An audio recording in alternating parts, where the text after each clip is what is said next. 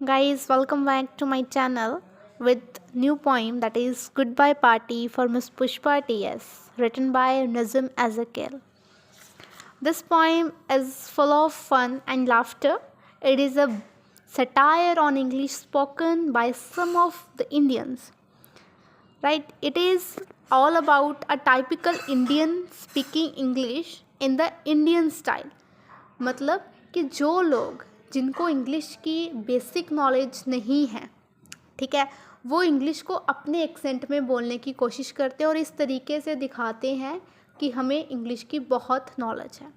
जैसे कि ये पोइम की जो पोइम का टाइटल है क्या है, good bye party miss Pushpa TS. ठीक है, तो गुड बाय पार्टी मतलब कोई फेयरवेल पार्टी चल रही है ना। तो किसी को फेयरवेल करने के लिए, कुछ ऑनर करने के लिए ये पार्टी है। तो यहाँ पे जो स्टेज सेक्रेटरी है, ठीक है, जो कि जिसने जो है ये पार्टी जो है ऑर्गेनाइज़ की हुई है, ठीक है, वो जो है अपनी स्पीच दे रहा है। तो उसकी स्पीच में उसने कुछ ऐसे वर्ड्स यूज़ किए हैं जिससे ये चीज़ पता लगती है कि उसको इंग्लिश की नॉलेज कम है, बट समहाउ वो उस चीज़ को इस तरीके से प्रिटेंड कर रहा है कि उसको बहुत नॉलेज है। ठीक है, जैसे गुड बाय पार्टी, तो हम यहाँ पे फेयरवेल पार्टी भी लिख सकते थे। तो बाकी हम इस पोइम को पढ़ के देखेंगे कि क्या उसने इसमें कहा हुआ है। Friends and our dear sister is departing for foreign in 2 or 3 days and we are meeting today to wish her bon voyage. Departing का मतलब क्या होता है कि कोई इंसान बहुत दूर जा रहा है, ठीक है, और bon voyage का मतलब क्या है कि कोई जर्नी जो कि हमने सी में करनी होती है।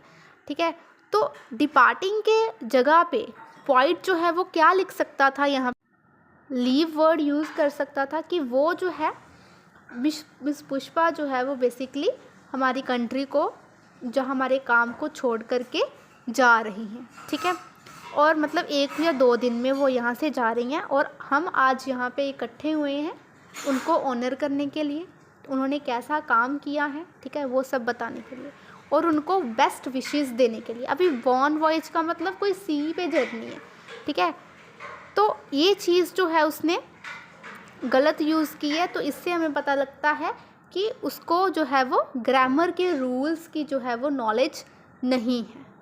Next stanza, you are all knowing friends what sweetness is in miss Pushpa. I don't mean only external sweetness but internal sweetness. Miss Pushpa is smiling and smiling even for no reason but simply because she is smiling. अभी इसमें उसने क्या बताया है, देखो, अगर कोई farewell party है, चाहे उस इंसान ने कैसे भी काम किए हैं, ठीक है, उस समय जो फेयरवेल पार्टी के समय, ठीक है, उसको ऑनर करने के लिए हमने वर्ड्स बोलने होते हैं और उसके मतलब प्रेज़ ही करनी होती है। तो इस स्टांजा में बेसिकली उसकी प्रेज़ की हुई है कि क्या उसने बोला कि आप सभी को पता है, ठीक है, कि जो मिस पुष्पा है वो कितनी स्वीट लेडी है, कितनी ओबीडियंट लेडी थी। ठीक है, वो बाहर से तो खूबसूरत है बट अंदर से भी खूबसूरत है। वो हर समय स्माइल करती रहती है चाहे कैसी भी सिचुएशन हो। तो देखो, ये उसका लिखने का ढंग है कि उसने external sweetness and internal sweetness. तो आगे वो लिखता है कि वो हर समय स्माइल करती रहती है चाहे कैसा भी रीज़न हो, चाहे कैसी भी बात हो। कहने का मतलब ये होगा कि वो हर समय हर तरह की सिचुएशन को बहुत ब्रेवरी से डील करती है, but due to lack of knowledge उसका लिखने का ढंग ऐसा है कि हमने इस चीज़ को इस तरह से समझ लिया। Miss Pushpa is coming from very high family. Her father was renowned advocate in Bulsar और Surat. I am not remembering now which place. Surat, yes. Once only I stayed in Surat with family members of my uncle's very old friend. His wife was cooking nicely. That was long time ago. अभी देखो, जो basically speaker है, ठीक है, वो उसकी family तक पहुंच गया। अभी प्रेस करते करते उसकी फैमिली, जो भी उसने कभी उसकी फैमिली से मीट किया होगा, ठीक है, तो वो यहाँ पे बोल रहा है कि उसके जो फादर हैं वो एक एडवोकेट है, ठीक है, बुलसर में, ठीक है, और वो बहुत अच्छे इंसान है, ऐसा वैसा वो अपने उसके अंकल्स तक पहुँच गया। तो मतलब ड्यू टू और लैक ऑफ ऑर्गेनाइजेशन और लैक ऑफ नॉलेज, ठीक है, जो चीज़ जहाँ पे उसको बोलनी चाहिए वो उसने उस तरीके से नहीं बोली। ठीक है, तो फिर से जो है वो अपनी कहानियों से बाहर आया और फिर से मिस पुष्पा पर आया। नेक्स्ट स्टांजा में देखते हैं, coming back to miss Pushpa, she is most popular lady with man also and ladies also. Whenever I asked her to do anything, she was saying, just now only I will do it. That is showing good spirit. I am always appreciating the good spirit. तो अभी देखो यहाँ पर उसने क्या लिखा है, with man and also ladies. तो इसका क्या मतलब है, वो ही जो हमने स्टार्टिंग में पढ़ा। ठीक है, उसने बोला है कि वो मतलब जो मेल पर्सनैलिटीज़ हैं उनमें भी बहुत पॉपुलर है और लेडीज़ में भी, मतलब वो बहुत अच्छी पर्सनैलिटी है मिस पुष्पा की, वो सभी की फेवरेट है।